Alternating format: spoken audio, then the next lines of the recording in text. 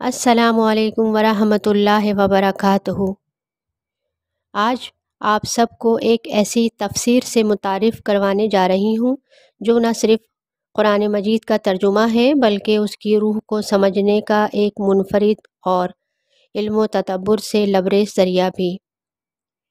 کیا آپ نے کبھی سوچا ہے کہ قرآن مجید کا ترجمہ صرف الفاظ کا ترجمہ نہیں بلکہ دلوں تک رسائی کا ذریعہ ہے؟ جی ہاں، بات ہو رہی ہے البیان کی۔ جاوید احمد غامدی صاحب کی علمی کاوش جو 5 جلدوں پر مشتمل ہے اور قرآن مجید کا ایک مربوط، سادہ اور فکری انداز میں ترجمہ و تفسیر پیش کرتی ہے۔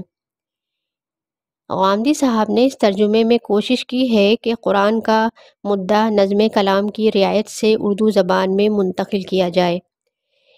یہ ترجمہ اس لحاظ سے منفرد ہے کہ اس میں قرآن کا نظم ترجمے ہی سے واضح ہو جاتا ہے اور مزید کسی شرح و وضاحت کی ضرورت نہیں رہتی۔ غامدی صاحب نے قرآن کے اسلوب بیان اور نظم کو واضح کرنے کی کوشش کی ہے تاکہ قاری کو آیات کے درمیان ربط سمجھ میں آ جائے۔ ترجمہ آسان اور فصیح اردو میں کیا گیا ہے تاکہ عام قاری بھی قرآن کریم کے پیغام کو سمجھ سکیں۔ حواشی میں امام امین احسن اصلاحی کی تفسیر تدبر قرآن کا خلاصہ پیش کیا گیا ہے، تاہم جہاں غامدی صاحب کا نقطہ نظر مختلف ہے وہاں انہوں نے اپنی رائے کا اظہار بھی کیا ہے۔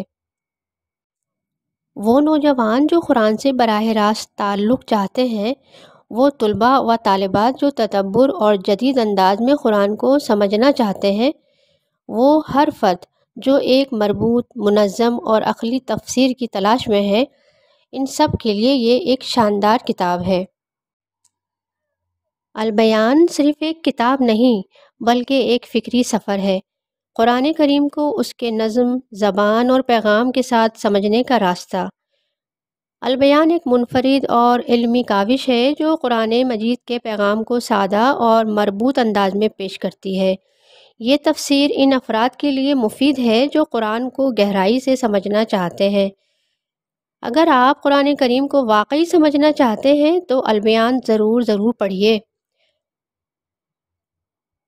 اور اگر آپ یہ کتاب غامدی صاحب کی آواز میں سننا چاہتے ہیں تو غامدی صاحب نے البیان کی مکمل آڈیو اور ویڈیو سیریز بھی پیش کی ہے، جسے آپ ghamdi.com یا ان کی یوٹیوب چینل پر بھی سن سکتے ہیں۔